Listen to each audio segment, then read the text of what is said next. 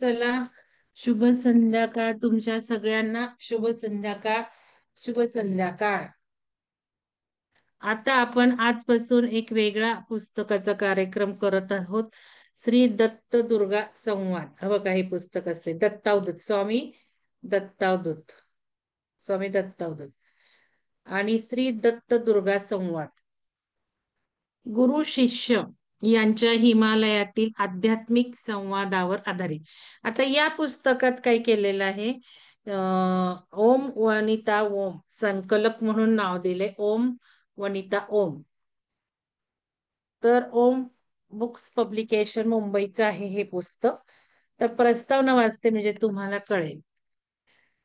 भारावून टाकलेली ही पुस्तकं आहेत, ऊर्जेनी भारित पुस्तकं आहेत.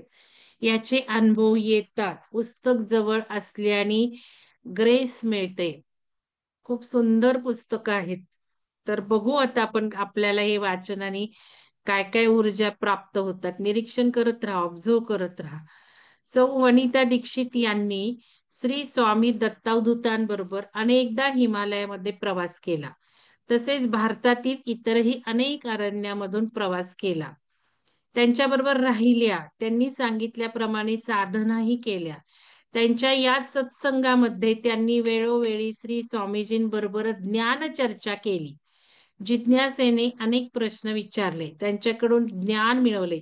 ते सर्व ज्ञान प्रकाशित करण्याचे ठरविल्यावर श्री स्वामी दत्तावधूतांनी त्याला श्री दत्त दुर्गा संवाद असे नाव दिले. हे सर्व ज्ञान श्री स्वामीजींचेच असल्या कारणाने त्यांच्याच नावाने प्रकाशित करत आहोत. सुमारे 20 वर्षापूर्वी सौ वनिता दीक्षित, ज्यांना प्रेमाने ताई असे म्हणतात. आता ह्यांचं आपल्याला काढायचंय फोन नंबर वगैरे, तो जरा मदत करा कोणीतरी. माग सविता मॅडमच्या मिस्टरांनी केली ना मदत. दत्तावधूत आपलं चरिता हे अन्वयार्थ फोन नंबर दिलेला आहे बघा, मी टाकते. हा फोन लागत नाही असं म्हणतायत, आणि तुम्ही जरा इंटरनेटवरनं वगैरे मिळतंय का बघा नंबर. त्या ज्यांना प्रेमाने ताई असे म्हणतात, त्यांना श्री स्वामी दत्तावधूतांनी अनेक आध्यात्मिक अधिकार दिले. तेव्हा, कारण त्यांनी खूप साधना केली, खूप त्यांच्या साधनेबद्दलही मी एकदा सांगेन. तेव्हा श्री स्वामी दत्तावधूत म्हणाले, सध्या पुस्तके मी लिहित आहे व तुम्ही प्रकाशित करीत आहात.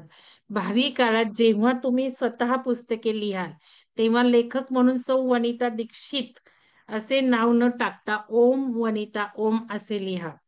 त्यामुळे श्री स्वामी दत्तावधूतांच्या या पुस्तकावर आतल्या बाजूला ओम वनिता ओम असे संकलक संकलक म्हणून नाव लिहिलेले आहे, कारण त्यांचं ज्ञान आहे ना, चर्चेतून आलेले. तर आता याच्यात 18 प्रकरणं आहेत. जसं जसं हिमालयात फिरत होते ते तसं. पहिलं आहे हरिद्वार. तर हरिद्वार कोणी कोणी बघितलंय सांगाय मला, चॅट बॉक्स मध्ये टाका. बघा, हरिद्वारचं सुंदर चित्र आहे. हरिद्वारला कनेक्ट होऊयात, हे सुंदर चित्र आहे. इथे जे डोंगर आणि वर्ण येते ना, ते हरिचं द्वार, तिथून ती सगळी नदी येते, गंगा नदी. तर फार सुंदर ऊर्जा आहे तिथे, अमेझिंग ऊर्जा. आणि हे हिमालय असा दिसतोय. तर खूप मी जवळजवळ 3दा गेली आहे हरिद्वारला. आणि यावेळेला पण जाणार होते, पण जरा योग बदलला, आपण तिकडे गेलो ना. तर हरिद्वारचं मी काही जास्त वर्णन वाचणार नाही. कोणी कोणी बघितले? सुलक्षणा मॅडम, शैलजा मॅडम, हा ते काय वेगळं म्हटलात तुम्ही. सुलक्षणा मॅडम गेल्यात, श्रद्धा चाफेकर मॅडम गेल्यात, परत नलिनी नगरकर, सुवर्णा खिस्ती मी बघितलंय. खूप छान, अमेझिंग ऊर्जा आहे, तुम्हाला सांगते. रडायला येतं अक्षरशः, म्हणजे अश्रू धो धो धो धो वाहतात. ते हरे की पौडी गंगा आरती संध्याकाळी असते, बाप रे, खूप सुंदर. म्हणजे 2दा 3दा मी गेले आणि बघितलंय, तर ते तसंच असतं. खूप प्रचंड ऊर्जा असते. हरिद्वार येथील गंगेचे सौंदर्य अनुपम आहे, अवर्णनीय आहे. कित्येक साधू गंगेकडे पाहत ध्यान करत राहतात. त्यांचे अनेक तास केव्हा निघून गेले त्यांचे त्यांनाच कळत नाही. संध्याकाळच्या वेळेला गंगेची आरती होते. हा आरतीचा सोहळा पाहण्यासारखा असतो. हजारो लोक गंगेमध्ये ज्योती प्रवाहित करतात, दीप वाहतात. ते असे पानावर दीप ठेवून खूप सुंदर दिसतं ते चित्र. गंगा नदीच्या ओढीने शेकडो साधक गंगेच्या किनाऱ्यावर राहतात आणि या ऊर्जेत ध्यान करण्याची हे वेगळीच आहे. नंतर 2 नंबरचा आहे डेहराडून. आपल्याला प्रवास वर्णन वाचायचं नाहीये, त्यामुळे मी स्किप करते. फक्त एक ऊर्जेला कनेक्ट करून घेतलं. डेहराडून. डेहराडून इथे सुद्धा मी गेलेली आहे. कोणी बघितलं डेहराडून? डेहराडूनही खूप सुंदर आहे. 2दा गेलेली आहे. बघायला एकदा गेली. एकदा काही फक्त एअरपोर्टवरनं ट्रान्सपोर्ट केलं असेल. डेहराडून येथे एक खूप विशाल डेहराडूनची ऊर्जा वेगळीच आहे. डेहराडून येथे एक खूप विशाल आकाराची गुफा असून या गुफेमध्ये टपकेश्वर नावाचे शंकराचे स्थान आहे. डेहराडून नाही पाहिलं का कोणी? हा, दीपक सर गेले होते, ठीक आहे. या गुफेमध्ये सर्वत्र पाणी टपकत असते, म्हणून तेथील शंकराला टपकेश्वर म्हणतात. खूप सुंदर मंदिर आहे. ही एक अतिशय सुंदर गुफा असून देवस्थान कमिटीने या गुफेला अप्रतिम सजवले आहे. सहस्त्रधाराचे नाव आणखीन एक स्थान खूप सुंदर आहे. सहस्त्रधारा ते डेहराडून मसुरी रस्त्याने. मसुरी बघा, एक कुठली सिरियल चालू होती टीव्हीवर, त्या सिरियल मध्ये खूप मसुरीचं हे होतं. मसुरी पण माझं 2दा झालेलं आहे. पहिल्या वेळेला जेव्हा मी मसुरीला गेले तिथे इतकी थंडी होती, इतकी थंडी होती प्रचंड, मी बाहेरच पडू शकले नाही. म्हणून मग दुसऱ्या वेळेला जाऊन पाहिलं तर सहस्त्रधारा. परवा काहीतरी अपघातही घडलाय इथे सहस्त्रधाराच्या इथे. आता कुठं जायचं नाहीये 6 महिने, अजिबात नाही. ते पाणी सहस्त्रधाराचं, तो सहस्त्रधारा म्हटलं तरी पाणी कमी असतं आणि आपण सहज उतरू शकतो. असा खड्डा आहे तिथे, पण दुर्घटना घडली. अचानक खूप पाणी वरनं आलं. तर हे आता सध्या बाहेर नाही जायचं, तर हे पण आता मी स्किप करते वर्णन. आता पहिला प्रश्न वाचते. दुर्गा, मन निर्विचार कसे करावे? बघा, आपल्याला महत्वाचं हे मन निर्विचार कसे करावे. आता दत्त अवधूत स्वामी, दत्त अवधूत श्री दत्त काय म्हणतात? अनेक वर्ष जाणीवपूर्वक हे जे दत्तावधूतांनी सांगितलंय ना, काही पण आध्यात्मिक उत्तर असू देत, भाकित असू देत, तंतोतंत आज हजारो वर्षांनी सुद्धा मॅच होतात. त्यांनी खूप पूर्वी हे लिहून ठेवले. आता जे सगळं चाललंय ते आपण फॉरेनच्या ऑथरची पुस्तकं घेऊन बघतो, पण आपल्या दत्तावधूतांनी तर किती हे सगळं सांगून ठेवलंय. क्लिअर कट सांगितले, नावासकट सांगितले. तर ते आपण वाचले बहुतेक का? मी तुम्हाला थोडंफार सांगितलंय बाकी तर. श्री दत्त, अनेक वर्ष जाणीवपूर्वक मन निर्विचार करण्याकरता प्रयत्न करावे लागतात आणि म्हणूनच मी ध्यानात म्हणते. कारण ध्यानात काय होतं, ध्यान लागत नाही, ध्यान लागत नाही, मग आवड निर्माण होत नाही, कंटाळा येतो, ध्यान करत नाही आणि आपलं मन निर्विचार झाले पाहिजेत, विचार कमी झाले पाहिजेत असं बाकीचे सगळे सांगतात. मी काय म्हणते, 2 विचारातील अंतर वाढलं की नाही बघा, श्वास कमी झाला की नाही बघा, म्हणजे ध्यान घटतंय. सुरुवातीला तुम्हाला आठवत असेल. आणि हे सांगितल्यामुळं एक ध्यान घटतंय असा तुम्हाला कॉन्फिडन्स निर्माण झाला. बाहेरचे लोक खूप कन्फ्युज असतात माहिती का? आणि हे जेव्हा मी त्यांना सांगितल्यावर मग ते म्हणतात आम्हाला हे कोणी सांगितलंच नाही, विचार आले नाही पाहिजेत. म्हटलं असं कधी होणारच नाही, विचार आले नाही पाहिजे त्याला कित्येक वर्ष. आता दत्तावधूतांनी पण तेच सांगितले. बेल वाजली हो. कित्येक वर्ष लागतात, कित्येक वर्ष लागतात निर्विचार मन करायला. जसे मन निर्विचार होऊ लागते तसे ते प्रसन्न व आनंदी होते व शेवटी परमानंद स्वरूप परमात्म्याशी ते तादात्म्य पावते. मन निर्विचार करण्याच्या अनेक प्रक्रिया आहेत. त्यातील त्यातील काही पुढे देत आहेत. आता लिहून घेण्यासारखं आहे बरं, काही ऐकण्याचं नाहीये नुसतं पुस्तक. डायरी तुमची लिहून घेऊन बसा, कारण ही आध्यात्मिक चर्चा आहे, आपल्याला उपयोगाची आहे. तर त्यांनी टेक्निक्स दिलेले आहेत बरं का. पहिलं बघा, एखादे स्तोत्र पठण करून ठेवावे व ते सतत मनात राहावे. या प्रक्रियेने मन एकाग्र होते व शुद्ध होते. मन शुद्ध न करता जबरदस्तीने एकाग्र केले, त्राटक साधनेने किंवा संमोहनाने मन एकाग्र करता येते, तर वातावरणातील दुष्ट शक्ती आपल्या मनाचा ताबा घेतात. असे घडू नये म्हणून सर्व साधू संतांनी नामस्मरण करा असे सांगितले आहे. नामस्मरणाने मन शुद्ध होते व परमेश्वराशी तादात्म्य पावते. नामस्मरण करत असताना एकीकडे नामस्मरण चालू आहे व मन मात्र जगभर फिरत आहे असा अनुभव येतो व मनाची एकाग्रता साध्य होत नाही. यावर म्हणून आपल्या आवडत्या देवतेचे स्तोत्र मनात म्हणत राहावे. आता मी हे जरा स्किप करते कारण थोडस मला रेझोनेट होत नाही. जरी लिहून ठेवलंय तरी प्रत्येक काळानुसार आपण करायचं असतं. आता ऊर्जा एवढी हायर आहे की त्या ऊर्जा आपल्याला ध्यान ध्यान ध्यान सुपरमोस्ट टेक्निक आहे. ठीक आहे, आपण कसं केलं, आता ध्यान केलं आणि आपण आता बाकीचं पण बघायला लागलो तर ध्यान घटलं आपलं. काहीच असे थोडे लोक असतात त्यांना नाही होत, ते आपोआप जातात निघून. तुम्हाला सांगू का, एक फिल्टरिंग लावलेले मी जे काही नियम केलेत ना ते फिल्टरिंग आहेत. काही लोकांना ते नियम आवडत नाही, तिथेच त्यांना चंचलता असते, धरसोड असते बघा, धरसोड. इथे केलं नाही, चेंज पडलं नाही, मला फायदा झाला किंवा नाही मला काही होते, चंचलता असते, त्यांचं मन स्थिर होत नाही, ते ध्यानात टिकूच शकत नाही, आपोआप फिल्टरिंग आहे. त्यामुळं ज्या करू शकतात स्थिरता येते. आता आज ते फीडबॅक फॉर्मचं सुद्धा बोलून घेते. फीडबॅक फॉर्मवर दोघींनी लिहिलं की फीडबॅक भरला जातोय दुसऱ्यांदा. काय एवढी चंचलता पाहिजे तुम्हाला, का वाटलं पाहिजे? मी जरी म्हटलं आहे तुम्हाला एवढी शंका वाटते फीडबॅक भरला नाही तर दुसऱ्यांदा भरून बघा, पण चांगले चांगले लोकांना का शंका निर्माण व्हावी हे मला कळत नाही. का तुमच्यात आजही कॉन्फिडन्स येत नाही? येस, मी भरलाय, तो पोस्ट केलाय, आणि जरी नाही पोच झालं तर तुम्हाला काही सुळावर देणार आहे का? कोण कसं आहे मला माहितीच आहे ना. कोणाकडनं काही चूक झाली तर मी गप्प बसतीये ना. मग अशी मनाची चंचलता का ठेवायची? तिथे जरा दुःख होतं. स्थिरता पाहिजे ना मनाला. नाही, माझा फॉर्म भरलाच गेला, मी कशाला चेक करू? एवढं काय घाबरून सुळावर देणार आहे का? काय होणार आहे? आणि किती वेळा तुम्ही भरला नाही हे पण बघा ना. मग ते चेक करायचं. मग वरती लिहिलंय, मी उत्तर लिहिलंय की माझा कंट्रोल तिथे मी केला नसेल एकदाच भरण्याचा, तरी सुद्धा दुसरी म्हणते हो नाही भरला जातोय म्हणून. म्हणजे हे अवेअरनेस वाढवा, तुम्ही स्थिरता वाढवा, अवेअरनेस वाढवा. मी परवा मीटिंग घेऊन सांगितले की ग्रुपवर पहिल्यांदा काय चाललंय बघायचंय, समजून घ्यायचंय, मग लिहायचं.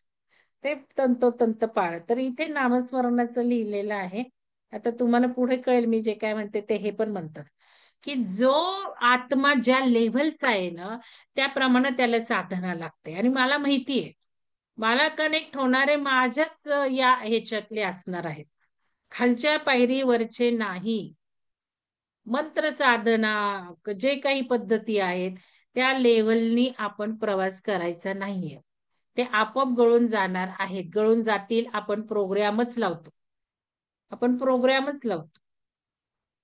त्यामुळं ह्या गोष्टी मी थोड्याशा वाचत नाही, पुढे लिहिलंच आहे स्वामींनी सुद्धा. हे बघा, इथे वाक्य शेवटी तेच आहे. अखंड नामस्मरण जमू लागले की पहिल्या प्रक्रियेची साधना संपली असे समजावे. नंतर दुसऱ्या प्रक्रियेच्या साधनेस सुरुवात करावी. लिहिलंय त्यांनी, गेली, संपली. नामजप काय लिहिलंय सगळं संपलं. आता दुसरी.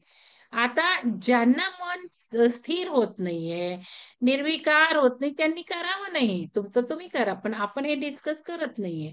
करायचं नाही असं काहीच नाहीये.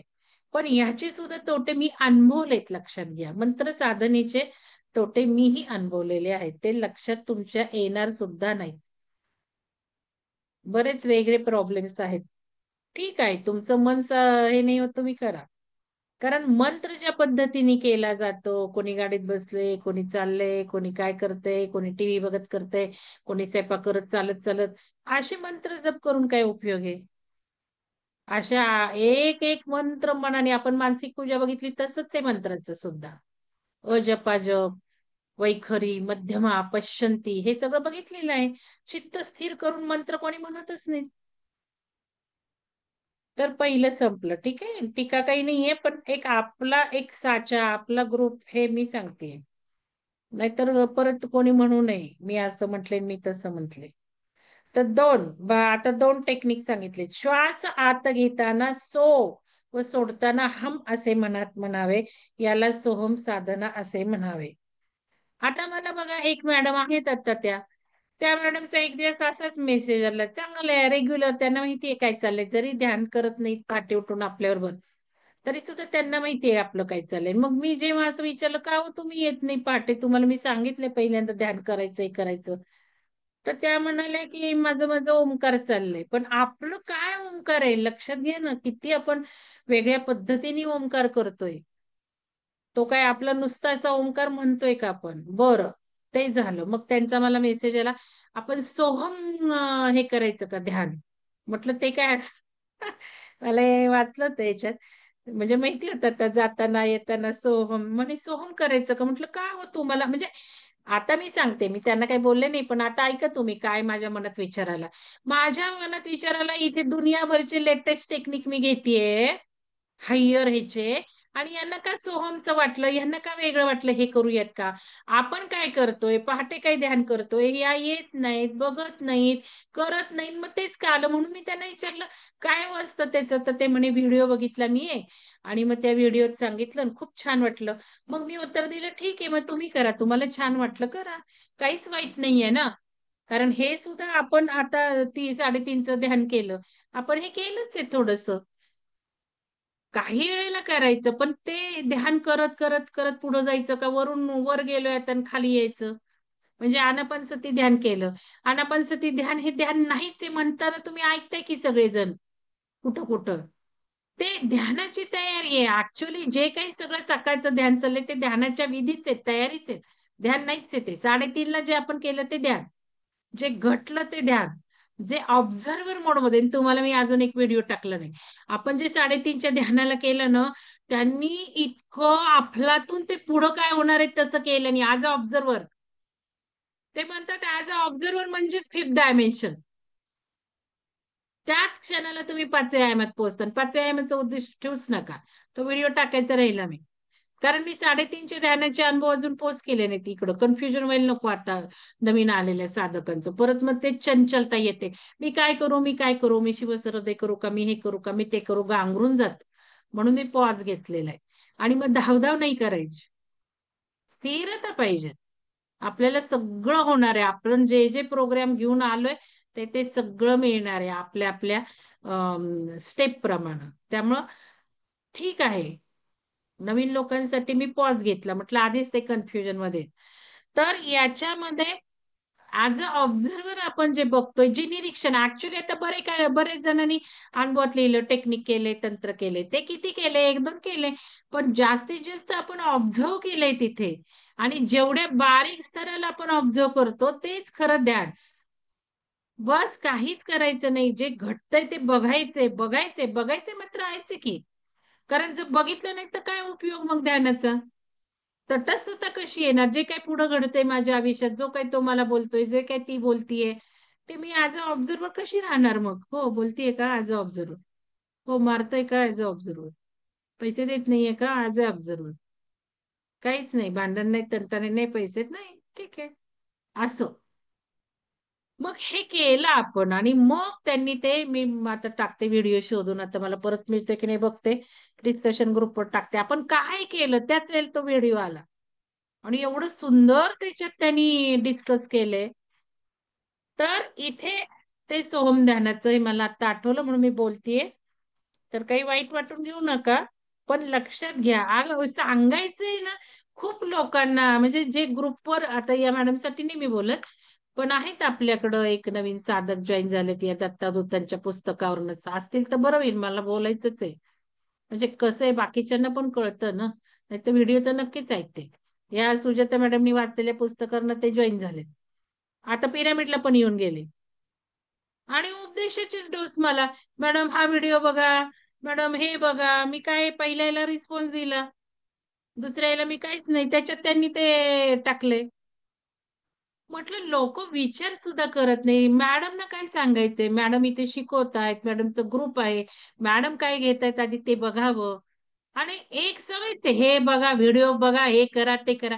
आपण म्हणून नियम टाकला, का नियम टाकला, की आत मध्ये आपण आधी ऍब्सॉर्ब करायचं, तो व्हिडिओ 10 वेळा आपण बघायचे आधी. आपण दुसऱ्यांना पोस्ट केलं की ऊर्जा आपण ती तिकडे सोडतो ना, त्यातलं काही चांगलं आहे ते. मग डिस्कशन ग्रुप का केला, तर तिथे 1-2 ओळी तरी लिहा त्या व्हिडिओ बद्दल. नाही तर आलं बघितलं टाकलं, आलं गेलं बघितलं टाकलं. तर ते तसं त्यांनी पण सुरू केले. आता मी त्यांना बोलणार आहे, अहो तुम्ही हे मला का पाठवताय, तुम्ही बघा ना, तुम्ही करा ना. हे सगळं करूनच आपण पुढे आलेलो आहे. आपण काय अभ्यास केला नाही का रिसर्च केला नाही, सगळं केलं. आणि ते सटरपटर मला व्हिडिओ देतात उगाचच. तसं हे सोमध्यानाचं झालं आपल्या मॅडम कडनं. दोन, आता यांनी काय म्हटलंय बघा सोमच. श्वास आत घेताना सो व सोडताना हम असे मनात म्हणावे. आणि बरेच जण मला पाठवत होते व्हिडिओ, मी त्यांना स्पष्ट सांगितलं मला व्हिडिओ पाठवायचे नाहीत. म्हणून तो डिस्कशन ग्रुप केला. तुम्हाला काय वाटतं, एक प्लॅटफॉर्म देते. मला तुम्ही इकडचं तिकडचं काही सांगायचं नाही. हा, असं जर म्हणा कन्फ्युज झाला तर, की मॅडम मग ते बघितलं मग काय असं करावं, किंवा मग खरंच का हो ते मी करू, किंवा काय मला ते वाटतंय करावं. वाटतं आपल्याला रेझोनन्स होतं, कोणाला कुठलंही छान वाटतं. ते जरूर करायला पाहिजे ना, आपला पण करायचं. पण ग्रुपमध्ये सोडून ग्रुप ऊर्जा कशाला डिस्टर्ब वरून खाली आणायचं. तर श्वास आत घेताना सो व सोडताना हम असे मनात म्हणावे, याला सोहम साधना असे म्हणतात. ताठ बसून दररोज 2 तास सकाळी व 2 तास संध्याकाळी सोहम ध्यान केले असता मन निर्विचार होण्यास मदत होते. अशा प्रकारे सुमारे 1 वर्षभर साधना केल्यानंतर तिसऱ्या टप्प्यातील साधना करण्यास, म्हणून मी हे वाचते बघा. आता दत्तदूतांनीच टप्पे लिहिलेत, म्हणजे मी काय बोलले ते काही चुकीचं होतं, बरोबरच होतं. ठीक आहे, तुम्ही केल्यात ना साधना मागच्या वर्षी, ओळखून घ्या ना तुमची लेवल काय आहे. मागच्या वर्षी साधना केल्या म्हणून तर इथे टिकून आहात ना. ज्यांनी नाही केलेलं ते येतात, बघतात आणि जातात. 3, आता हे सोम साधना म्हणजे आनापानसतीच ध्यान आहे, लक्षात घ्या. सो हा येणारा श्वास जाणारा श्वास. आणि पुढे विपश्यना बघा म्हटलं, एकदा तरी विपश्यना करा म्हटलं. मग विपश्यनेत कळतं की किती बारीक सूक्ष्म आपल्याला संवेदना कळायला पाहिजे. 3 दिवस आनापानसती ध्यान करून घेतात आणि 7 दिवस विपश्यना. खरं मजा येते चौथ्या पाचव्या दिवसापासूनच येते. ती नुसती बैठक आहे पहिली. 3, आत येणाऱ्या व बाहेर जाणाऱ्या श्वासावर लक्ष केंद्रित करावं. मनात कुठलाही विचार येऊ देऊ नये. सर्व लक्ष आत येणाऱ्या व बाहेर जाणाऱ्या श्वासावरच केंद्रित करावे. सोहम असे सुद्धा म्हणू नये. का बरं? हा, आपण बघितलं मानस पूजा वगैरे. तर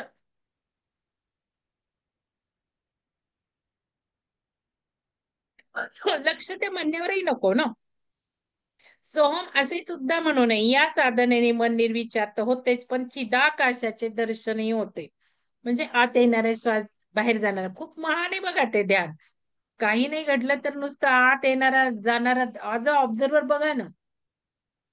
आत येणारा श्वास बाहेर जाणारा श्वास ऍज अ ऑब्झर्वर बघा, आणि मग पुढे पुढे जाणार तुमची चेतना. ते केलं तर पुढे जाणार, हे मात्र नक्की ह. पहिल्यांदा श्वासावरचं ध्यान करता आलं पाहिजे. मन निर्विचार करण्याची साधना येथे संपते. बघा, म्हणजे ध्यान घडतंय का इथे? मन निर्विचार होतं. भाग 2, आता दुसरा प्रश्न बघा. गणपती या देवाला हत्तीचे तोंड का?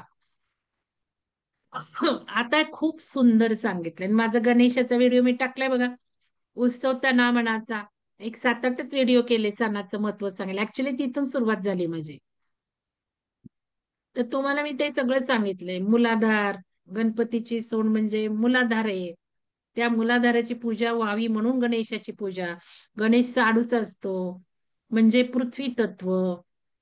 पृथ्वी तत्वाची पूजा. रंग लाल. आता इथे सगळं शिवसुरदेश शास्त्रच आहे, लक्षात घ्या. आणि आपल्याला हे जायचंय भाग 4 तत्व. सगळं ब्रह्मांडाचं ज्ञान आहे त्यामध्ये. गणपती या देवाला हत्तीचे तोंड का? श्री दत्त म्हणतात, गणपतीला हत्तीचे तोंड का लावले गेले याविषयी पुराणात अनेक कथा असून त्या सर्व भाकड कथा आहेत. या कथांना काही अर्थ नाही. ओम ओम जेव्हा उलटा काढला जातो तेव्हा तो हत्तीच्या तोंडासारखा दिसतो. यावरून ओम या निर्गुण निराकार परब्रह्माचा साकार गणपती तयार झाला. याशिवाय मूलाधार चक्र जेव्हा जागृत होते तेव्हा साधकाला, ओ माय गॉड, हे बघा, मी नाही का तुम्हाला मध्ये म्हटले असेल सारखा गणपतीच का दिसतोय, गणपतीच का दिसतोय, पिरामिडला म्हटले होते बघा, मला इथे उत्तर मिळालं होतं. का कोणाला आठवतंय का? पिरामिड मध्ये मी म्हणत होते मला ध्यानात गणपतीच सारखा दिसायला लागलाय. इथे बघा उत्तर आलंय. याशिवाय मूलाधार चक्र जेव्हा जागृत होते तेव्हा साधकाला ध्यानामध्ये अनेक वेळा ऐरावताचे पांढऱ्या हत्तीचे दर्शन होते. तसे अशा प्रकारच्या हत्तीचे चिंतन जर सतत घडत राहिले तर मूलाधार चक्र जागृत होऊन साधकाची अध्यात्म मार्गात प्रगती होईल. म्हणून गणेशाचे पूजन करण्याची प्रथा पाडली गेली. हेच गणेश पूजनाचे रहस्य होय. मूलाधार चक्र जागृत झाल्यानंतर बुद्धी तेजस्वी होते. विविध प्रकारचे ज्ञान आपोआप होऊ लागते व हत्तीच्या चिंतनाने मूलाधार चक्र जागृत होते. बघा बरं गणपतीची पूजा का करायची. आता त्यावेळी इतकी माणसाची समजण्याची आकलनाची कपॅसिटी होती का, चक्र म्हणजे काय, मूलाधार चक्र काय, हे शरीर विज्ञान किंवा अध्यात्म हे सगळं शिकवायला त्या माणसांनाही नव्हतं. म्हणून त्याला एक वेगळी सांगड घातली गेली, रूप दिली गेली, त्याची पूजा करायला सांगितली. तर चिंतनाने मूलाधार चक्र जागृत होते म्हणून गणेश चिंतनाला महत्व दिले गेले. अदृश्य सृष्टीमध्ये विविध अधिपती असून या सर्व अधिपतींची रूपे प्राण्यांचे मुख व मनुष्याचे धड अशी आहेत. ही सर्व अदृश्य सृष्टी हे खूप दत्तावतांनी खूप सुंदर सांगितले बरं का. ही सर्व अदृश्य सृष्टी प्रचंड अंधकारमय असून पृथ्वी तलावावरील जवळजवळ सर्वच्या सर्व मानवजात या अंधकारमय दृश्य सृष्टीतील प्राण्यांची मुखे व मनुष्याचे धड असलेल्या अधिपतींची गुलाम असते. अगदी मोठमोठाले नावाजलेले लोक सुद्धा या अधिपतींच्या अधीनच असतात. कोणाच्या डुकराचे तोंड असते तर कोणाचे कुत्र्याचे तोंड असते, कोणाचे वाघाचे असते तर कोणाचे रेड्याचे असते. अशा हजारो शक्तींचे अधिपती आपापली सत्ता गाजवत असतात. त्यांच्या कोट्यावधी उपशक्ती असतात. अंधकारमय लोकांचे हे अधिपती सर्व विश्वावर आपली सत्ता गाजवत असतात. मनुष्य या शक्तीचा गुलाम असतो. या शक्ती मानवाला सद्बुद्धी होऊ देत नाही. स्वार्थ, अहंकार, दुष्टपणा, लोभ, गुंडगिरी, ईर्ष्या, द्वेष, मत्सर, आतंकवाद, खून, मारामाऱ्या, दारू पिणे, ड्रग्ज घेणे इत्यादी वाईटातील वाईट गोष्टींचा प्रभाव सर्व पृथ्वी तलावावर सतत राहावा अशी व्यवस्था अदृश्य सृष्टीतील या अंधकारमय लोकातील वाईट शक्ती सतत करत असतात. माणसाला चांगली बुद्धी होऊ नये, माणसाला ज्ञान होऊ नये म्हणून या वाईट शक्ती सतत प्रयत्नशील असतात. या अंधकारमय अदृश्य सृष्टीचा प्रांत जेथे संपतो व प्रकाशमय देव लोकांचा प्रांत जेथे सुरू होतो तेथे ओंकार स्वरूप परमानंदमय ज्ञानमय ध्यानमय सद्गुणमय अशा आनंदी आनंदाचा प्रांत सुरू होतो. म्हणून भारतीय पूर्वजांनी गणपतीला प्रथम पूजेचा मान दिला आहे. प्रथम गणेशालाच आपण पूजा नाही केली तर कुठलीच पूजा हे होत नाही म्हणतात, फलित होत नाही.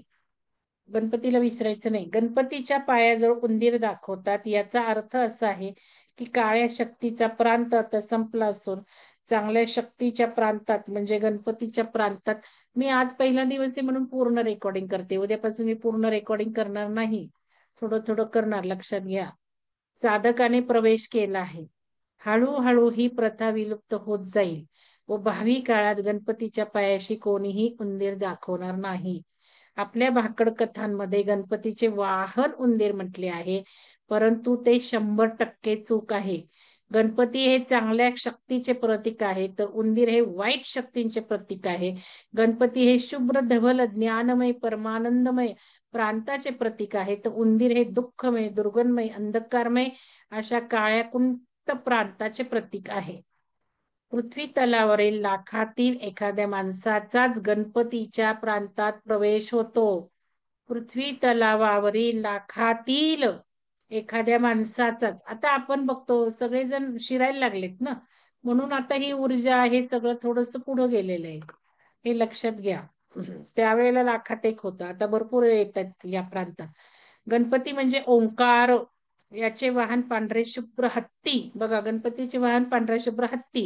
येथे वाहन याचा अर्थ बैलगाडी घोडागाडी असा नसून गणपती ओंकार या निर्गुण निराकार देवतेच्या लहरी ज्या प्राण्यामध्ये भरपूर आहेत त्या प्राण्याला त्या देवतेचे वाहन म्हटले. म्हणजे गणपतीच्या सगळ्या लहरी एनर्जी कशात, हत्तीमध्ये. असं वाहन म्हणजे प्रवाहित होणे, प्रवाहित होणे. पांढऱ्या हत्तीमध्ये गणपतीच्या लहरी प्रवाहित होत असतात. गणपतीच्या प्रांतात प्रवेश करणे अतिशय कठीण आहे.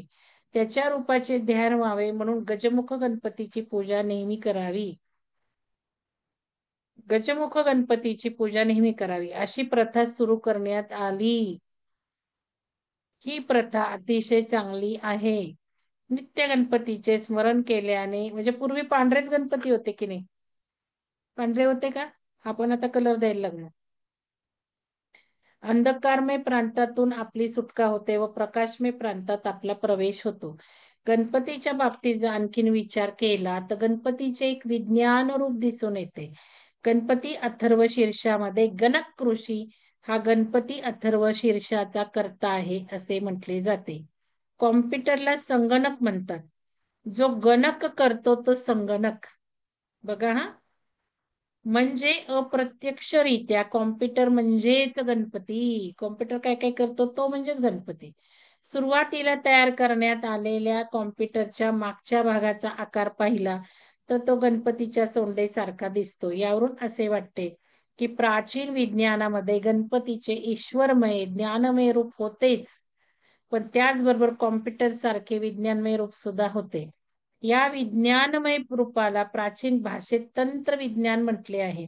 कॉम्प्युटर इंटरनेट या दोन विषयांकडे लक्ष टाकले असता गणपती हे प्राचीन काली कॉम्प्युटर इंटरनेट प्रमाणे विज्ञान रूप असले पाहिजे व गणपती या विज्ञानाचा विकास आपल्या मेंदूमध्ये गणपती मंत्राने होत असला पाहिजे. मंत्रांचे व्हायब्रेशन्स आहेत, इफेक्ट्स जरूर आहेत, ऊर्जा जरूर आहेत. यावरून असे वाटते की गणपती मंत्राचा म्हणजे ओम गम ओम, ओम गम ओम किंवा ओम गम गणपते नमः या मंत्राचा जप केला असता माणसाची बुद्धिमत्ता कॉम्प्युटर प्रमाणे तीव्र होण्यास हरकत नाही. म्हणजे मंत्रांची जी लाभ आहेत ना त्यासाठी मंत्र करायचे, पण एक ध्यान साधना किंवा आध्यात्मिक आहे त्यासाठी तसेच मंत्र पाहिजे. प्रत्येक मंत्राचं वैशिष्ट्य आहे, सिद्ध असावा लागतो तो मंत्र. तर या पण गोष्टी बघायला लागतात आणि मंत्र गुरूंनी दिलेला असं लागतं. सगळ्यात महत्वाची गोष्ट, मंत्र साधना करताना मंत्र हा गुरुनी दिलेला पाहिजे. आपल्याला जो आवडतो तो नाही म्हणून. मग आपण ज्या वेळेला एखाद्या बघा पत्रिका बघतात ते सांगतात हा मंत्र म्हणा, त्याला म्हणू शकतो. दुसऱ्यांनी सांगितलंय ना. गुरु म्हणजे काय? आपल्यापेक्षा ज्ञानी माणूस. भले त्याने काय सांगितलं असतं ना.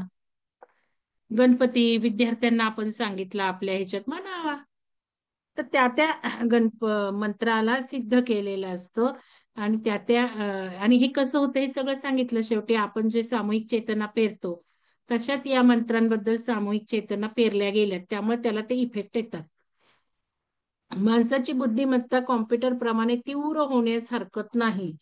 तसेच या मंत्राचा आणखी जप केला असता ज्याप्रमाणे इंटरनेटवर टाईप केलेले पत्र एका सेकंदात अमेरिकेला जाऊन पोहोचते, त्याप्रमाणे तीव्र प्रज्ञा प्राप्त होऊन साधकाला एका सेकंदात आपले विचार अमेरिकेला पाठवणे शक्य होईल असे वाटते. परंतु अशा प्रकारच्या साधनेत सिद्ध होण्यासाठी अंधकारमय प्रांतातून प्रकाशमय प्रांतात प्रवेश होणे आवश्यक आहे. तीच गोष्ट सर्वात कठीण आहे. म्हणून आपण बघा, आपण रिव्हर्स इंजिनिअरिंग सुद्धा करतो. आपण जातो पुढे परत मागचंही बघतो. आता प्राणायाम ही काय शेवटी करायची गोष्ट आहे का? ध्यान वगैरे करून झाल्यावर एक इंटिग्रेटेड अप्रोच थेरपी. लक्षात घ्या, हे असंच चाललेलं आहे की एक ह्याच्यामध्ये सुद्धा अंधकारमय प्रांतातून प्रकाशमय प्रांतात आलं पाहिजे. ज्ञान तर घेतलं पाहिजे आणि मग हे मंत्र करू शकतो. तिसरा प्रश्न आहे, दुर्गा म्हणतात हजारो वर्षापासून ऋषी पर्वतांमध्ये तपस्या करीत बसले आहेत, हे खरे आहे का? आता पर्वतांमध्ये काय सगळीकडेच ऋषी बसलेले आहेत, आपण बघितलं झाडांमध्ये सुद्धा बसलेले आहेत. सकाळी मॅडमनी सांगितलं ना, अनुजा मॅडमनी झाडांमध्ये आहेत बरं का. आणि त्या सांगत होते अनुजा मॅडम. तर बघा, मी आता त्यांना विचारायची राहिली आहे, असतील तर अनुजा मॅडम असतील तर ऐकतील, नाही तर त्यांना सांगते मी की जसं हे सांगितलं त्यांनी अरण्यातलं वनातलं झाड, तसं पिंपळाच्या झाडाखालचं त्यांनी आज उल्लेख केला, तसं सागाच्या झाडाखाली सुद्धा खूप महत्वाच्या गोष्टी घडलेल्या आहेत. या महावीर आणि अजून काय काय आता मला आठवत नाही, ते तुम्ही बघा. एका सागाच्या झाडाखाली काय होऊ शकतं, काही स्पंदन येतं ना आपल्याला. एवढी सगळी सागाची झाडं आहेत पिरॅमिड भोवती. केवढी अमाप संपत्ती आपल्याला बहाल केलेली आहे. आपण त्याचा किती फायदा घेतला, एकदा तरी आलो का एवढी सगळी. आपण देवाला धावतो, देवळाला धावतो, देवापेक्षा तिप्पट मान पिरॅमिड आहेत. आपण हे सगळं शिकलो, ज्ञान घेतलो, पण आपण जातोय का पिरॅमिडला, एकदा तरी गेलो का, अनुभूती घेतलीये का तिथल्या निसर्गाची, तिथल्या ऊर्जेची. आपल्याला जे आहे त्याच म्हणतात ना, की आपल्या जवळ असेल तर आपल्याला किंमत नसते. नाहीतर लांबून लांबून लोक येत आहेत की, पण पुण्यातली लोक येत नाहीयेत. त्यांना काही महत्व कळतं नाही, कळते ह्या विचार करण्याचा प्रश्न आहे. म्हणजे मला नेहमी हे येतं आणि मला बरेच जण विचारतात. मी म्हटलं आमचे साधक त्या लेवलचे नाही आहेत ना. आता ते जोडलेले त्यांना किती किती लांबून आले ते पिरॅमिडला.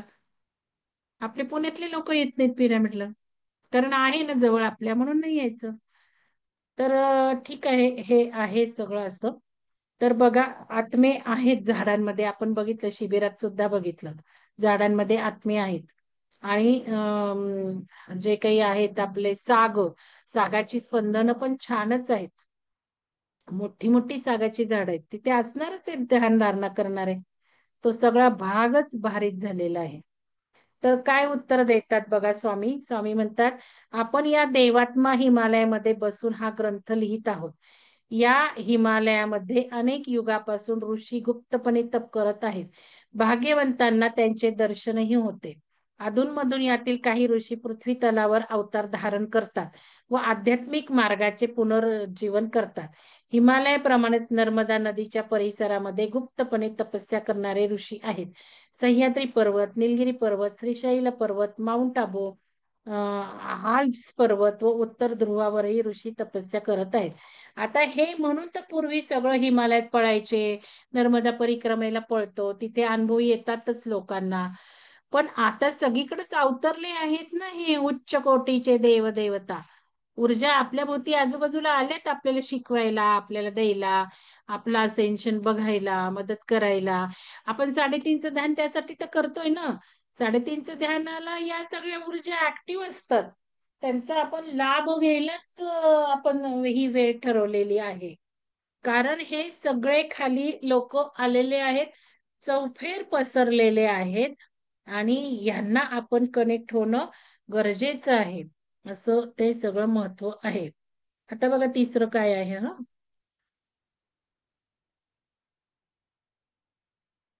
ऋषिकेश बद्दल काय सांगितलंय बघा. तर ऋषिकेश बद्दल म्हटलंय, हरिद्वार वरून आम्ही ऋषिकेशला आलो. ऋषिकेशला अवधूत लक्ष्मण दासजी राहत होते. ते श्री स्वामीजींना अक्षरशः देवासारखे मानतात. श्री स्वामीजींचा महिमा लोकांना सांगतात. त्यांचे श्री स्वामीजींवरील प्रेम बघून हृदय हेलकावून जाते. त्यांचे वय 100च्या आसपास असावे. श्री स्वामीजी त्यांच्यापेक्षा निम्न वयाचे असूनही ते स्वामीजींचा उल्लेख ईश्वर कोटीचे सिद्ध पुरुष म्हणून करतात. येथे मी स्वामीजींना प्रश्न विचारला. चौथा प्रश्न मी सगळे नाही वाचणार आहे, पण मी आज काही घेतलंच नाहीये पुस्तक अजून हातात आहे. बाहेर गेलते, अर्धा तास आधी आले आणि आता हातात घेते. उद्या मी जरा रुटीनाइज करेल क्वेश्चन, सगळे नाही होणार वाचून. तर 4 नंबरचा प्रश्न आहे, गुरु व सद्गुरु यातील फरक आहे. हा महत्वाचा आहे ना, आपल्याला कन्फ्युजन असते आणि खूप सुंदर आपल्याला कळलं पाहिजे गुरु सद्गुरु मधला फरक. अध्यात्मामध्ये गुरु व सद्गुरु या 2 शब्दांना अतिशय महत्व आहे. अनेक प्रकारच्या विद्या शिकवणाऱ्या व्यक्तीला गुरु म्हटले जाते. अनेक प्रकारच्या विद्या शिकवणाऱ्या व्यक्तीला गुरु म्हटले जाते. तर आत्मज्ञान करणाऱ्या व्यक्तीला सद्गुरु म्हटले जाते. माझा घसा जरा हे झालाय. कळलं? लिहून घ्या डायरीमध्ये. डायरेक्ट लिहित चला, कारण आपल्याला शंका पडतात बरं का. अध्यात्मामध्ये गुरु व सद्गुरु अनेक प्रकारच्या विद्या शिकवणाऱ्या व्यक्तीला गुरु म्हटले जाते. तर आत्मज्ञान देणाऱ्या व्यक्तीला सद्गुरू म्हटले जाते. श्री रामदासांनी दासबोधामध्ये गुरु कोणाला म्हणावे व सद्गुरू कोणाला म्हणावे याचे सुंदर विवेचन केलं. आपण दासबोधात ऐकलंय बर का. कोणाच्या किती लक्षात आहे माहिती नाही मला. त्यातील एकच ओवी सांगून हा विषय संपतो. शिष्याशी न लाविती साधन, न करविती इंद्रिय दमन. ऐसे गुरु अडक्याचे तीन, मिळाले तरी टाकावे. श्री रामदासांनी या एकच ओळीवरून गुरु करताना किंवा एखाद्या साधूकडे जाताना किती सावधगिरी बाळगावी हे अप्रत्यक्षरित्या सांगितले आहे. खऱ्या सद्गुरूंकडे कधीही माणसांचा बाजार दिसून येत नाही. बघितलं. आपण जसं म्हणतो ना की ज्याचं औषध म्हणा म्हणा किंवा उपाय म्हणा, ज्याचं खरं असतं किंवा अगदी रिझल्ट येणार, त्याला जाहिरात कधी करावी लागत नाही असं म्हणतो बघा आपण. आणि जाहिराती करणाऱ्यांचा रिझल्ट येतोच असं काही नाहीये. तर खऱ्या सद्गुरूंकडे कधीही माणसांचा बाजार दिसून येत नाही. कारण आध्यात्मिक प्रगती हा विषय अतिशय गुंतागुंतीचा असून त्याचा संबंध अनेक जन्माच्या प्रारब्धाशी असतो. म्हणून खरे सद्गुरू आतून प्रेमळ व बाहेरून थोडे कडक असतात. ते कधीही आपल्या भक्ताची शिष्याची पर्वा करत नाही. म्हणजे बऱ्याचदा सद्गुरू हा वाटेल तसा बोलणारा असतो, कडक असतो, तुम्हाला तुमच्या चुका दाखवतो, वॉर्निंग्स देतो, त्याला तुमची काहीच पर्वा नाहीये. माझ्याकडनं निघून गेला तर, मला चिटकलं नाही तर, येणं बंद केलं तर, ही पर्वा कोणाला असते? गुरूंना असते. सद्गुरूंना नसते ही पर्वा. आणि सद्गुरू नेहमी कडकच असतात, लक्षात घ्या. तर खऱ्या सद्गुरूंची भेट झाली, कारण तळमळ असते ना त्याला प्रगतीची. शिष्य जो असतो त्याच्या प्रगतीची तळमळ तळमळ तळमळ. मग काठी घेऊन मारतील, म्हणजे शाब्दिक जे काय आहेत चुका होतील. आता आपण सकाळी बुद्धाचं वाचलं बघा, बुद्धाने किती सुंदर त्या मुलाला हे केलं, नाव विसरले मी.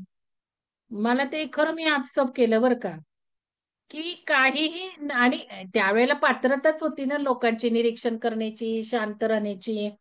त्यामुळे त्यांनी पण किती उमजून घेतलं.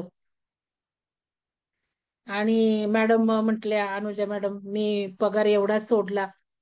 तर ते पण परवा त्या व्यक्तीने मला परवा कालच, त्या आज सकाळीच बोलल्या ना, काल रात्रीच एक फोन झाला, काल का परवा एक फोन झाला व्हिडिओ बघून. त्यांनी 4-5 महिन्यापूर्वीच मला स्वस्ती, हा 4-5 महिन्यापूर्वीच मला कॉन्टॅक्ट केला होता, सगळं विचारलं होतं मी, अर्धा तास सगळं सांगितलं होतं. आणि परवा परत तोच फोन, त्याच स्थितीवर माणूस आहे अजून. म्हटलं तुम्ही मला का फोन केला? 4-5 महिन्यापूर्वी तुम्हाला मी सगळं सांगितलंय, काय केलं पाहिजे, कसं केलं पाहिजे. तुम्ही अजून ग्रुप सुद्धा जोडला नाहीये. त्यांना कुठल्या कार्यक्रमात माझ्याबद्दल कळलं, पिरामिड बद्दल कळलं, म्हणून ते मला जोडले गेले होते, विचारलं होतं. मग मी परवा त्यांना असं म्हटलं, ते मला म्हटले, अहो मला ना फार आश्चर्यच वाटतं बघा, तुम्ही एवढ्या सगळ्या मोठ्या पगाराची नोकरी सोडून कसं काय हे करता. म्हटलं आता तुम्ही आधी करायला तर लागा ध्यान किंवा काय, मग तुम्हाला कळेल ना. तर आज अनुजा मॅडम पण म्हटल्यावर मला तुम्हाला सांगावंसं वाटतं. खरंच पावणे पावणे 2 लाख मला पगार होता. 2.25 लाख, 2.5 लाख मिळायला हवा होता मला. पण 2.25 लाख त्याला मिळायचं 3 वर्षापूर्वी. आता 3 वर्ष सोडून झाले. पण जेव्हा आज अनुजा मॅडम म्हटल्या ना, तेव्हा माझ्या मनात जे एक वाक्य आलं ते तुम्हाला सांगायचं. मी सोडला, पण तेवढ्याच पटीने मी मिळवला सुद्धा. एक आंतरिक समाधान जे असतं ना आपल्याला, त्याला पैशाची किंमत कधी नसते. हे फार महत्वाचं आहे आणि हेच अध्यात्म आहे. म्हणजे जे आज त्या म्हटल्या वन वन फिरतो आपण, घर हे काय ते काय ते काय, मनात आले की अरे हे काय आपण करतोय. तसंच मला वाटलं, अरे आपण हे काय करतोय, बस की आता किती काय वर घेऊन जायचंय का असं. पण हे आंतरिक समाधान कुठल्याही पैशात मोजण्यासारखं नाही. आणि हे तुम्ही मिळवत नाही म्हणून दुःख आहे. फार थोडे लोक हाताच्या बोटावरचे पुढे येतात. साधं फोन कॉलिंगला म्हटलं तरी येत नाहीत. कशालाच पुढे येत नाही, नुसतं घ्यायचं घ्यायचं घ्यायचं घ्यायचं. आणि मग तीच लोक पुढं, तीच लोक पुढं, असं का? ऍक्च्युली जेव्हा तुम्ही एखाद्या व्यक्तीला फोन करणार आहे त्यावेळेला सुद्धा सेलनी कनेक्ट होणार आहेत. तिकडं तिला बोललं की इकडं क्लीन्स होणार आहे. तिकडं पण त्याला सुद्धा हृदयाने जोडावं लागतं. हे मी करताना सांगते, कसा फोन करायचा, काय करायचं. न्यूट्रल, जसं मी ऍपल सांगितलं, माझा ऍपलचा तुकडा एक इथे, एक कॅनडाला, एक अमेरिकेला, हे उदाहरण दिलं. मी माझ्या या तुकड्यावर शाही होते तर कॅनडा अमेरिकेच्या सफरचंदाच्या तुकड्याला त्याच वेदना होणार आहे. तसं ज्या वेळेला तुम्ही एखाद्या ह्याला करता, फोन करता, तुमचे पॅटर्न डिझॉल्व होत जातात, बदलायला मदत होते. पण येत नाही तुम्ही पुढे, वेळच द्यायला येत नाही. आणि मग मला काही गोष्टी खूप बोलतात की तुम्ही हे देत नाही व्हॅल्यू लोकांना, सेवेची व्हॅल्यू देत नाहीत. तर हे विचार सकाळी येऊन गेले. तर ठीक आहे, काही गोष्टी माझ्याही चुकतात, मान्य करते मी. त्याही महत्वाच्या आहेत. सेवेची व्हॅल्यू कळली पाहिजे तुम्हाला. तर हे आज ह्याच्यावरनं सांगते. हा, गुरु आणि सद्गुरू सांगितले. खऱ्या सद्गुरूची भेट झाली व शिष्याची पात्रता असेल तर ईश्वर दर्शन दूर नाही, अखंड शांती समाधान दूर नाही. परंतु अशी पात्रता असणारे शिष्य शोधूनही सापडत नाही. कारण चंचलता चंचलता चंचलता, मला मिळत नाही, मला मिळत नाही, मला मिळत नाही, मला रिझल्ट येत नाही, रिझल्ट येत नाही, श्वास घेते मी, श्वासरोधय करतेय, काही मिळेल यांनी करायचंच नाहीये. हा, मिळालं तर उत्तम, पण नेहमी नियम पाळताना विचार करा, श्वास बघतीये मी, अवेअरनेस राहतीये, निसर्गाला जोडतीये, त्या निसर्गाला जोडून जोडून मग तो लगेच 2 दिवस, 3 दिवस, आठवडाभर नाड्या पाळल्या की भराभरा भरा बदल होणार आहेत. तर ह्या गोष्टी आपण लक्षात ठेवल्या. आणि काही आपले जे हे असतात ना, उद्दिष्ट जे असतात, इंटेन्शन, तेच महत्वाचे असं लागतात. दुसऱ्याचं इंटेन्शन ठेवून आपण केलं ना तर खूप छान आपल्याला रिझल्ट येतात. तर स्वतःचा स्वार्थ साधू अशा वृत्तीने लोक वागतात. झटपट झटपट स्वतःचा स्वार्थ साधू अशा वृत्तीने लोक वागतात, म्हणून त्यांनाही फसवणारे गुरु मिळतात. मग मी म्हंटल की परवा, मी म्हटलं 4-4, 5-5 हजार घेतले की आपल्याला वाटतं आता रिझल्ट येईल, येतोच पैसे दिले की. एक लॉजिक समजून घ्यायचं, आयुष्य असंच आहे, पहिलं द्यावंच लागतं. मग समजा 50,000 व्याजाचा आकडा आहे तुमच्या मागच्या कर्माचा, काही त्रास आहे समजा, आणि हा त्रास दूर व्हायला 50,000 इतकी ऊर्जा तुम्हाला दिली पाहिजे.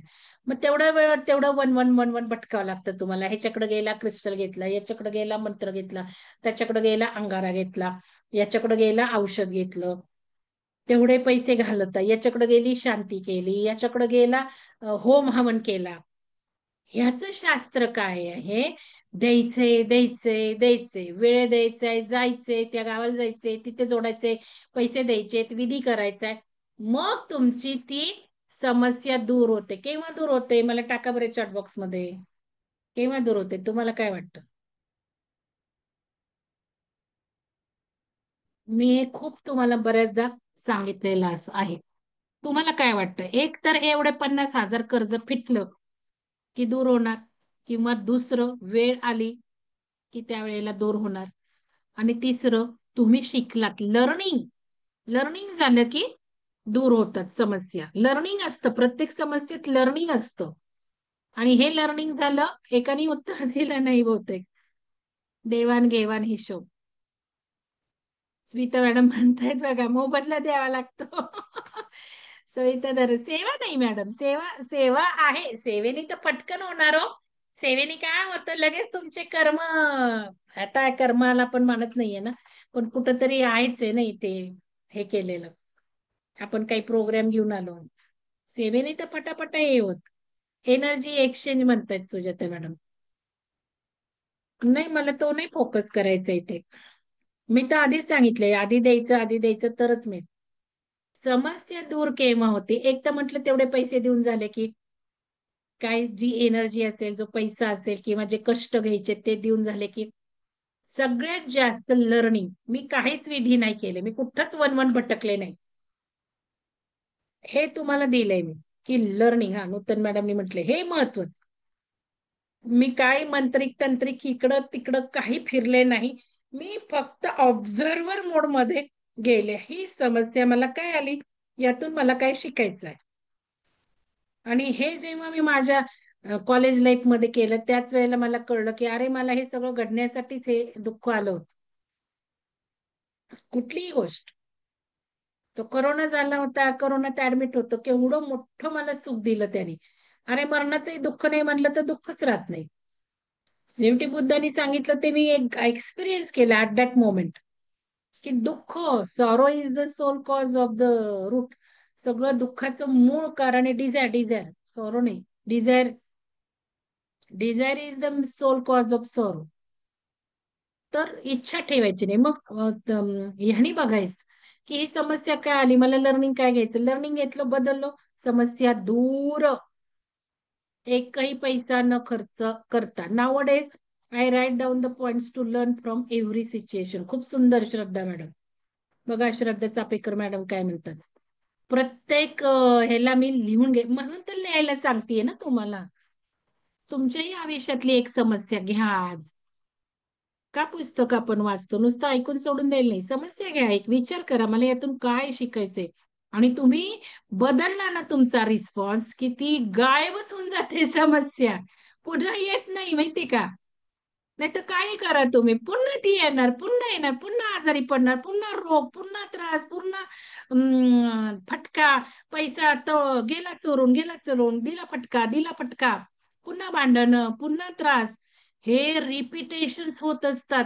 जोपर्यंत तुम्ही लर्निंग करत नाही तेव्हा रिपिटेशन, तेव्हा रिपिटेशन, तेव्हा दुःख, दुःख, रिपीटेड रिपीटेड. ही व्यक्ती गेली, हिचा प्रॉब्लेम टॅकल केला, हिची रिलेशनशिप सुधारली, मॅडम कडनं केलं झालं, परत दुसरी व्यक्ती तशीच येऊन बसली.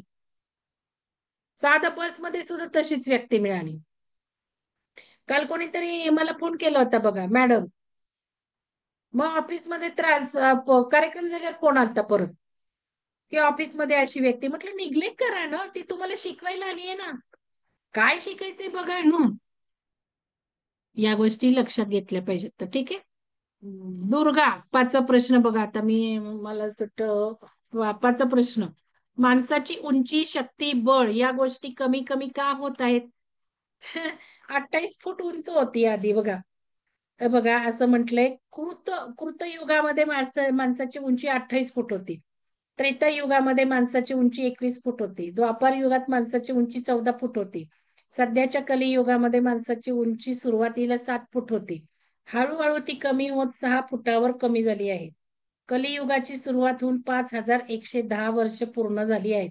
म्हणजे गेल्या 5000 वर्षात माणसाची उंची अनेक फुटांनी कमी झाली आहे.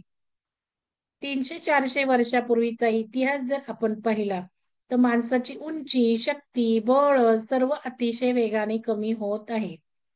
सुमारे 400 वर्षापूर्वी होऊन गेलेला पराक्रमी योद्धा बाप्पा रावळ हा आपल्या तलवारीच्या एका गावामध्ये एकाच वेळी 2 रेड्यांची मुंडकी धडावेगी करीत असे. बसल्या बैठकीला 2 बकऱ्यांचे मांस खात असे. त्याच्या तलवारीचे वजन 150 किलो होते. 12 फूट लांबी होती. त्याची उंची 7 फुटापेक्षा जास्त. आता आपली उंची वाढणार आहे म्हणा, आता उलट होणार आहे. वजन 100 किलोच्या आसपास असे. बरीच उदाहरणं दिली आहेत. पुढचा प्रश्न, आत्म्यावर एकूण किती आवरणे असतात व ती कशी असतात? आता तुम्हाला मी चला मुक्त होऊयात करायला लावला. हा, मी तो व्हिडिओ का नाही टाकला मला आता आठवलंय ते. प्रश्न हा आहे, आत्म्यावर एकूण किती आवरणे असतात व ती कशी असतात? तर त्याच्यात जे आपण ऑब्झर्वर मोड म्हणून किंवा काय काय करतोय, केलं 3.5च्या ध्यानामध्ये, तर त्याचं सगळं महत्व दिले लेअर मध्ये एक्सप्लेन करून. शरीराचे 7 लेअर वगैरे, कॉन्शियसनेस प्लेन्स वापरले टर्मिनॉलॉजी. मग हे सगळं डोक्यात बसलं पाहिजे. पुन्हा पुन्हा मी सांगते, पुढे जायचंय त्या सगळ्या आईला घेऊन. आणि आता मराठी सुद्धा टर्म्स आपल्याला माहिती पाहिजे. कारण शरीर म्हणजे कुठला प्लेन, महाकारण शरीर म्हणजे कुठला प्लेन. म्हणून मी थांबले, म्हटलं जाऊ दे ते आधी होऊ देत, मग तो व्हिडिओ परत तुम्हाला कळायचा नाही. चला मुक्त होऊयात बघा, ते त्याच्यात सगळे प्लेन्स ऑफ कॉन्शियसनेस डायरेक्ट लिहून ठेवा, शब्द लिहून ठेवा. प्लेन्स ऑफ कॉन्शियसनेस, जसं मोनाड प्लेन म्हटलंय, जसं 7 स्तर तर झालंच आहे आपल्या लक्षात, की बाबा पहिलं प्राण शरीर, मग मनोमय, मग विज्ञानमय, मग आनंदमय, हे लक्षात राहिलेत. पण प्लेन्सच्या ह्याच्यात लक्षात ठेवले पाहिजेत, की बाबा सोल प्लेन, लोगो प्लेन पर्यंत, शेवटी सोर्स, हायर सोर्स म्हणजे लोगो प्लेन. हे सगळं लक्षात ठेवा. आता इथे स्वामींनी मराठी शब्द दिलेत, हे सुद्धा मला एकदा घ्यायचंय डिटेल. आत्म्यावर एकूण किती आवरणे असतात व ती कशी असतात? ईश्वर निर्मित 4 आवरणे आत्म्यावर असतात. भांड्यात भांडे ठेवा, पाकिटात पाकिट ठेवा, खोक्यात खोका ठेवा, अशी ही आवरणे असतात. स्थूल, सूक्ष्म, कारण व महाकारण अशी या आवरणाची नावे आहेत. स्थूल म्हणजे स्थूल देह.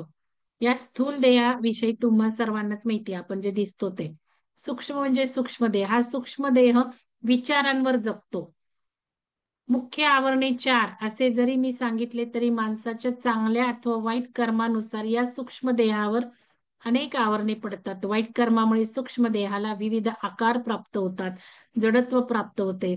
सूक्ष्म देहाचा मूळ आकार जरी माणसाच्या स्थूल देहा एवढा असला तरी चांगल्या वाईट कर्मानुसार त्याचे प्रमाण बदलत राहते, सारखं बदलत राहतं विचारांनुसार. चांगली कर्मे करणाऱ्याचा सूक्ष्म देह तेजस्वी होतो, हलका होतो, मृत्यूनंतर दिव्य लोकात प्रवेश करतो. वाईट कर्मे करणाऱ्यांचा सूक्ष्म देह अतिशय जड होतो. जड झालेले सूक्ष्म देह हजारो वर्ष पृथ्वीवर एकाच जागी चिकटून राहतात. वाईट कर्मे करणाऱ्यांच्या सूक्ष्म देहाला असंख्य प्रकारचे आकार प्राप्त होतात.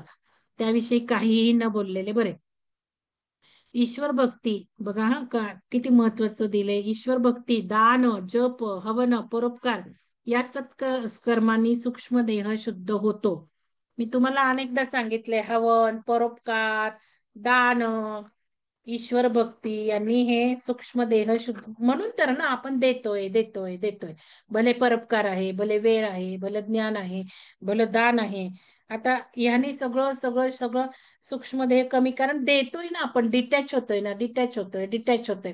म्हणजे तो सूक्ष्म देह आपण लाईट लाईट हलका हलका करतोय. दर पैसे दर काय मिळालं लगेच हजारो देत आहेत तुमच्यामधले. काही जण लाखो मिळाले तरी 500 देताना नको नको नको नको होतंय. म्हणजे जड जड जड. परोपकार अजून वेळ देत नाही, वेळ देत नाही, वेळ देत नाही. संसार संसार संसार, मला वेळ नाही, मला वेळ नाही, मला वेळ नाही. आणि काही एकत्र कुटुंबातून वेळ काढून देत आहेत वेळ. काही ठराविकच व्यक्ती. मग लाईट देह सूक्ष्म देह केव्हा होणार आहे? परोपकाराने होणार आहे, हवनाने होणार आहे. मी तर सांगितलं आय बिलीव्ह इन हवन. कारण ते सगळं शेवटी आहे, व्हायब्रेशनच बदलवणार आहे ना. पैसे तर घालतो आपण, ऊर्जा तर देतोच भटजींना, हवनाला. शिवाय व्हायब्रेशन्स, एनर्जी वाढतोच. दान आणि ईश्वर भक्ती. कारण म्हणजे कारण देह. हे तिसरे आवरण आत्म्यावर असते. म्हणजे बघा, स्थूल झालं, सूक्ष्म झालं. सूक्ष्म देह हलका झाला तर दिव्य लोकात जाणार आहे. मग केव्हा जाणार आहे? सोडा ना, हे सगळं करा ना. मग कारण देह म्हणजे कारण काय आहे तो, हे तिसरे आवरण आत्म्यावर असते. कारण देहाचा आकार माणसाच्या अंगठ्या एवढा असतो. आत्म्याच्या अनेक प्रकारच्या जन्मांना कारण देह हा मूळ कारण ठरत असतो. कारण काय आहे म्हणजे या जन्माचं, माझं सोल पर्पज काय आहे, तोच माझा कारण देहामध्ये स्टोअर झालेला आहे. म्हणून याला कारण देह असे म्हणतात. हा कारण देह विविध प्रकारच्या कल्पना करत असतो. कल्पनेवरच. म्हणून आता मॅनिफेस्टेशन आपण करायचं नाही असं म्हणते मी. कल्पनेवरच जगत असतो. जोपर्यंत कारण देह कल्पना करीत असतो तोपर्यंत आत्म्याला मुक्ती मिळत नाही. म्हणून वरच्या स्टेपला यायचंय ना आपल्याला. म्हणून योगी मन कल्पना रहित करण्याचा प्रयत्न करतात. लाखो जन्मांमध्ये आपण जी काही चांगली वाईट कर्मे केलेली असतात, चांगले वाईट विचार केलेले असतात, चांगल्या वाईट कल्पना केलेल्या असतात, या सर्व गोष्टींचे रेकॉर्ड कारण देहामध्ये साठवलेले असते. या जन्मामध्ये प्रतिक्षण आपण जे काही करत आहोत ते सर्व कारण देहामध्ये रेकॉर्ड होत असतं. 5 रुपयाची भाजी 10 रुपयाला घेतो आपण आणि शिवसरोदाचा फायदा म्हणून सांगतो. लक्षात घ्या. मी तर म्हणते त्या भाजीवाल्यांना 10 रुपये द्या, 5 रुपये म्हटले तर. स्वखुशीने कधीतरी. सर्व रेकॉर्ड होत असते कारण देहामध्ये. आपल्याला किती आनंद वाटतो ना. बघा, प्रवृत्ती तुमच्या तुमच्या तुम्ही चेक करा. या सर्व रेकॉर्डला आमच्या तर दोघांना, माझे नवरे, आम्ही न 5 रुपयाची वस्तू 10 रुपयालाच घेतो बघा. आम्हाला बोलवलं जात नाही, रेटत नाही, काही नाही. हे आमचं म्हणजे दोघांचंही असंच आहे. या सर्व रेकॉर्डला आध्यात्मिक भाषेत संचित असे म्हणतात. या सर्व रेकॉर्डला आध्यात्मिक भाषेत संचित कर्म म्हणतात. कारण संचित कर्म नाही, पण मी सांगते म्हणजे कर्माचेही प्रकार आहेत ना. कारण देहाच्या ज्या केंद्रामध्ये हे सर्व संचित गोळा झालेले असते त्या केंद्राला चित्त असे म्हणतात. बघा, संचित जिथे गोळा झालेले असते तिथे तेच चित्त. चित्त शुद्ध होणे म्हणजे मन निर्विकल्प करणे, विचाररहित, कल्पनारहित होणे, जन्मोजन्मीच्या चांगल्या वाईट कर्माचा पूर्णपणे निचरा होणे, यालाच चित्तशुद्धी असे म्हणतात. आत्म्यावरील चौथे व महत्वाचे आवरण म्हणजे महाकारण देह. या महाकारण देहात साक्षात ईश्वर राहत असतो. त्यामुळे महाकारण देह हा अत्यंत शुद्ध व पवित्र असतो, ईश्वर स्वरूप असतो. आपली जाणीव देहापुरतीच मर्यादित असते. त्यामुळे मी म्हणजे देहच आहे असे वाटते. वृद्धप जेव्हा आपले शरीर आपल्याला साथ देईनसे होते, तेव्हा कोठे एखाद्या पुण्यवान माणसाच्या लक्षात येते की मी देह नव्हे, परंतु तोपर्यंत आयुष्य संपलेले असते. मी कोण आहे हे जाणण्यासाठीच ईश्वर भक्ती, साधना, तपस्या करायच्या असतात. परंतु दुर्दैवाने शेकडो साधू शक्ती सामर्थ्य प्राप्त करण्यासाठी साधना तपस्या करतात. वातावरणातील आत्मे आपल्या अधीन करून विविध प्रकारचे चमत्कार दाखवतात. अशा साधकांच्या हातून दोन महापातके घडतात. आत्म्यांना वश केल्या कारणाने त्यांच्या स्वतःच्या आत्म्यावर असंख्य प्रकारची आवरणे पडतात. त्यामुळे मुक्तीचा, जीवनमुक्तीचा, आत्मज्ञानाचा मार्ग लाखो वर्षांकरता बंद होतो. आता कोण कोण हे रेकॉर्ड बंद करून सांगणार आहे तुम्हाला? कारण तुम्हाला खूप वाटतं इकडं जावं तिकडं जावं, ते पण सांगते. हे ऐकलं ना, आत्म्यांना वश केल्याने काय होतं. समाजाला फसविल्याचे, चुकीच्या मार्गाला लावल्याचे पातक लागते. या प्रश्नाचे उत्तर सविस्तर रीतीने अशा करता दिलेले आहे कारण ईश्वर भक्ती साधना करणाऱ्या लोकांनी आपण काय करत आहोत हे नीट समजून करावे. हे तर उद्या वाचू. मी कोण आहे कसे ओळखावे हे उद्या वाचू. थोडस आता मी वाचलं ते सांगते स्पष्ट जरा.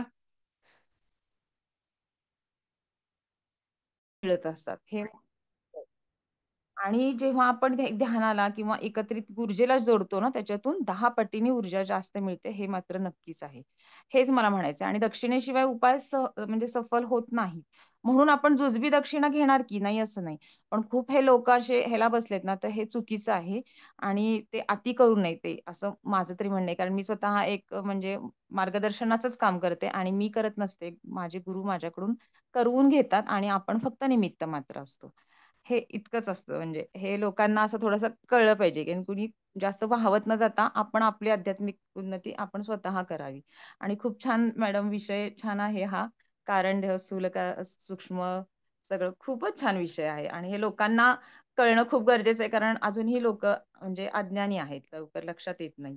त्यामुळे थँक्यू मॅडम, धन्यवाद. अवधूतांनी खूप सूक्ष्म वर्णनं दिली आहेत बऱ्याच ह्याच्यात. मागं पण एक पुस्तक वाचलं, तर याच्यात सुद्धा काही मी वाचलेलं नाहीये, पण बघूयात. छान गोष्टी आपल्याला कळतात. तर हे आपण नेहमी करायचं आहे.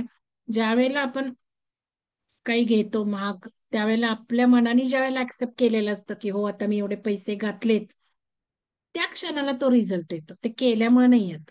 मी म्हंटल ना की पहिलं लर्निंग घेतलंय, मनाने ग्राह्य केलेलं आहे, आणि वेळ वेळ बदलली की पण होत.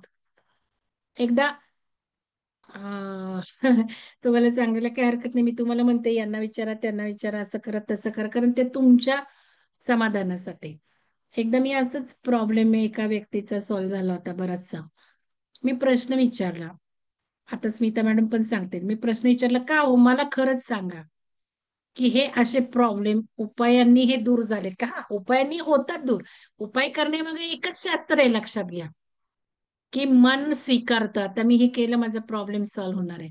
मी त्यांना म्हटलं हे उपायांनी झालं का ग्रहमानाने केलं? मग मला उत्तर मिळालं तुम्ही फार हुशार आहात, ग्रहांनीच आपोआप केलं. काही वेळेला ग्रहांचे जे इफेक्ट होत असतात ना आपल्यावर, ते ग्रह बदलले की आपोआप आपली सिच्युएशन बदलते. स्मिता मॅडम बरोबर आहे का? काही बाबतीत. हो, अगदी बरोबर आहे. म्हणजे भोग संपले की योग येतात. हाच विषय इथं राहतो मॅडम.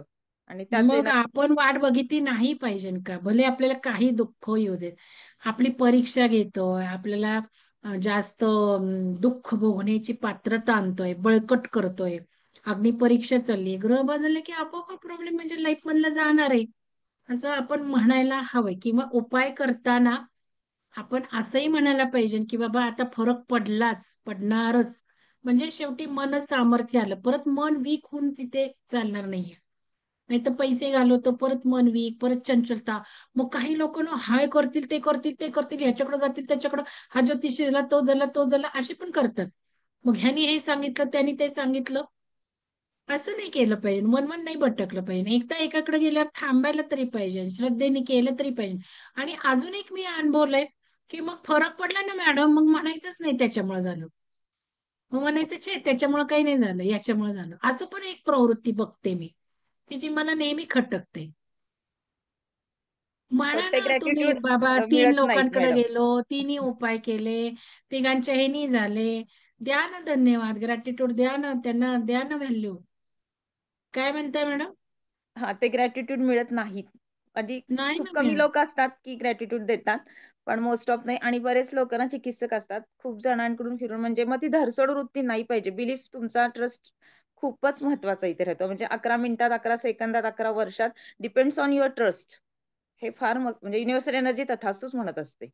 असं आहे. मग हम्म. इथं धरसोड वृत्ती किंवा मन नाही तुमचं फ्रिकल व्हायला पाहिजे. असं हे कारण आहेच हे मी इथे. बघतेय साधकांचं थोडं, म्हणून हे महत्वाचं आहे बोलणं. स्टॅबिलिटी ठेवली पाहिजे. एक उपाय केला आणि नेहमी धन्यवाद द्या. भले नंतर तुम्ही धन्यवाद दिल्यावर रिझल्ट येईल. आपण काय करतो आपल्या टेक्निकमध्ये, दीर वाटणी देत नाहीयेत समजा, जाऊ वाटणी देत नाही, आई देत नाही, वडील देत नाही, भाऊ देत नाही, आपण काय केलं, धन्यवाद धन्यवाद धन्यवाद, तू खूप छान, तू खूप छान, तू खूप छान. रिझल्ट येतात ना आपल्याला. मग आधीच आपण जिथनं आपण उपाय घेतो त्यांना धन्यवाद, आधीच धन्यवाद देऊन निघायचं. सांगितलं की धन्यवाद, सारखं धन्यवाद. मग येईल ना नंतर रिझल्ट, काय हरकत आहे, येणार ना, त्यामुळेच ते येणार ना. कारण ग्रॅटिट्यूड म्हणजे हायर ऊर्जा. आणि आपण ग्रॅटिट्यूड देत नाही, अनुभव सांगत नाही ग्रुपवर. इथे इथे पण मी बघतीच आहे ना एक्सपिरियन्स. मग फोन केला की सांगणार हे झालं, ते झालं, ते झालं. असं सगळीकडेच आहे. या मनोवृत्तीला जवळ आपण बदलत नाही तोवर आपल्या आयुष्यात ड्रास्टिक चेंज होणार नाहीत. ड्रास्टिक चेंज हवे असतील तर पहिल्यांदा ग्रॅटिट्यूड दिलं पाहिजे. तर चला, धन्यवाद सगळ्यांना. तुम्ही आला आहात, ऐकलं आहात. भेटूयात आपण उद्या सकाळी. धन्यवाद. मॅडम, एक सांगायचं हा होतं. बोला, बोला. ते प्राणायामचं तुम्ही म्हणलात ना, तर हम्म. मी जिथे जाते क्लासला, तिथे पण असं की कपालभाती जर